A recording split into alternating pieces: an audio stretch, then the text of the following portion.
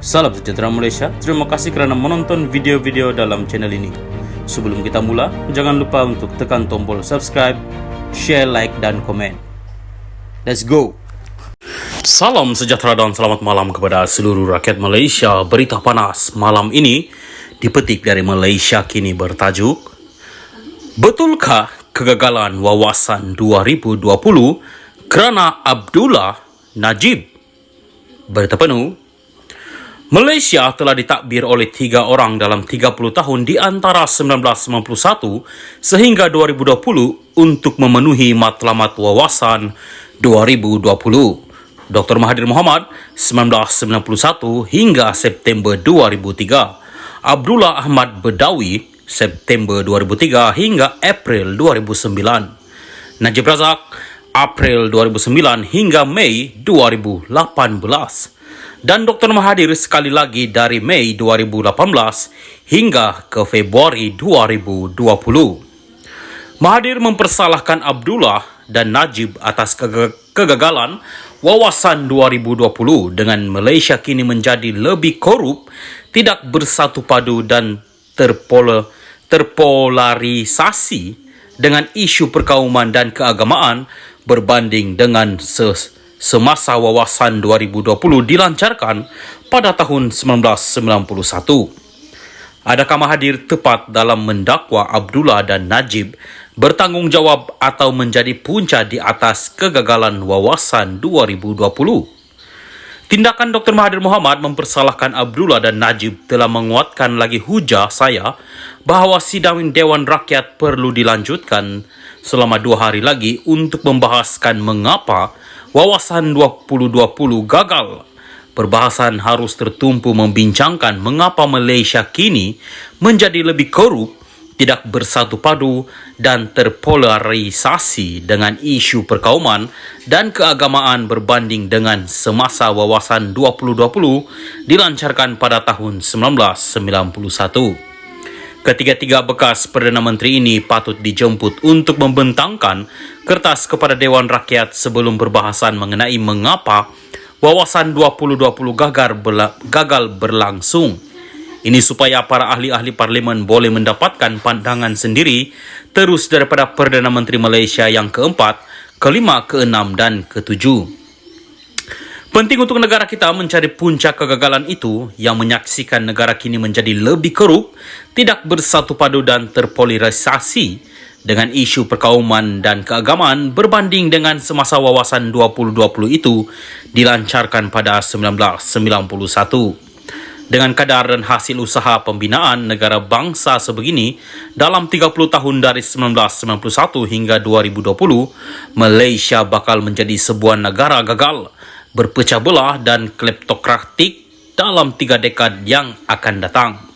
Sekiranya kita tidak mahu melihat Malaysia menjadi sebuah negara gagal, berpecah belah dan kleptokratik semasa kita menandakan ulang tahun ke-100 negara pada tahun 2057, maka kita perlu bermuhasabah dan menyiasat mengapa wawasan 2020 dan 9 cabaran strategiknya gagal dicapai setakat ini. Adakah Mahathir tepat dalam mendakwa Abdullah dan Najib telah mengkhianati pencapaian wawasan 2020 dan 9 cabaran strategiknya?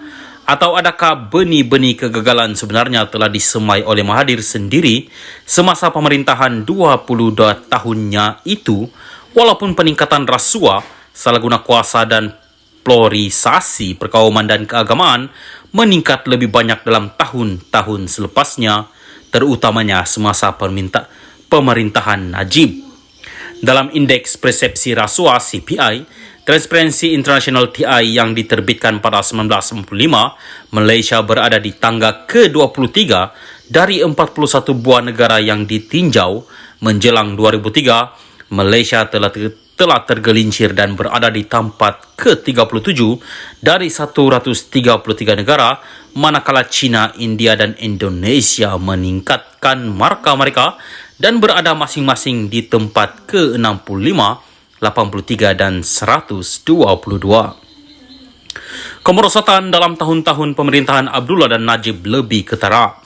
Dalam TI CPI 2009, Malaysia mencatatkan kejatuhan markah dan kedudukan di tangga ke-56 daripada 180 buah negara, manakala China, India dan Indonesia masing-masing mencatatkan peningkatan markah dan kedudukan di tangga ke-79, 84 dan 111. Dalam tahun terakhir pentadbiran Najib dengan pengaruh kuat akibat skandal 1MDB, Malaysia terjerumus lagi dalam TI CPI 2017 dan menduduki tangga ke-62 daripada 180 buah negara. Manakala China, India dan Indonesia terus mencatatkan penambahbaikan masing-masing berada di tempat ke-77, 81 dan 96. Bolehkah Malaysia kembali semula kepada prinsip asal pembinaan negara bangsa seperti yang diterapkan oleh tokoh-tokoh kemerdekaan negara, termasuk 4 presiden terawal UMNO ke dalam perlembagaan persekutuan dan rukun negara, menghentikan kemerosotan negara dan mengembalikan potensi kita sebagai sebuah negara hebat, bertaraf dunia dan bukannya menjadi sebuah negara gagal, berpecah belah dan kleptokratik? Persoalan yang paling penting sekarang adalah sama ada Mahathir masih percaya dengan wawasan 2020 dan 9 cabaran strategiknya sebagai prinsip asas pembinaan negara. Adakah Mahathir masih percaya dengan wawasan 2020 dan 9 cabaran strategiknya ini? Lim Kit Siang ialah seorang veteran DAP. Tulisan ini tidak semestinya mencerminkan pendirian admin channel ini. Sekian berita. Salam Malaysia Madani. Salam sejahtera dan selamat petang kepada seluruh rakyat Malaysia. Berita panas hari ini dipetik dari Malaysia Kini bertajuk Pemuda Bersatu pula buat laporan polis terhadap Guang Eng, PM. Berita penuh. Beberapa pemimpin Pemuda Bersatu hari ini memfailkan laporan polis terhadap pengurusi kebangsaan DAP Lim Guang Eng dan Perdana Menteri Anwar Ibrahim kerana didakwa mengelirukan Dewan Rakyat.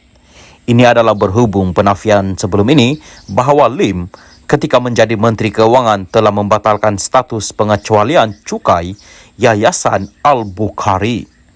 Bercakap kepada pemberita hari ini, Ketua Pemuda Bersatu Wan Ahmad Faisal mendakwa penjelasan Anwar bahawa kuasa pengecualian cukai berada di bawah hak mutlak Ketua Pengarah Lembaga Hasil Dalam Negeri LHDN dan bukannya Menteri atau Perdana Menteri mengikut subsection 44-6 Cukai Pendapatan Akta 1967 adalah mengelirukan. Sebaliknya, Wan Ahmad Faisal mendakwa bahawa Anwar gagal menyebut subsection 44-6 yang membolehkan Lim yang ketika itu Menteri Keuangan merayu sebarang keputusan yang dibuat oleh Ketua Pengarah LHDN. Bekas Perdana Menteri Muhyiddin Yassin sebelum ini menuduh Lim membatalkan status pengecualian cukai yang diberikan kepada Yayasan Al-Bukhari ketika dia menjadi Menteri Keuangan. Muhyiddin membuat dakwaan selepas bekas Perdana Menteri itu diarahkan hadir ke Ibu Pejabat SPRM untuk merakamkan kenyataannya, dan antara isu yang dibangkitkan agensi anti rasuah itu ialah rayuan terhadap pembatalan pengecualian cukai kepada Yayasan Al-Bukhari.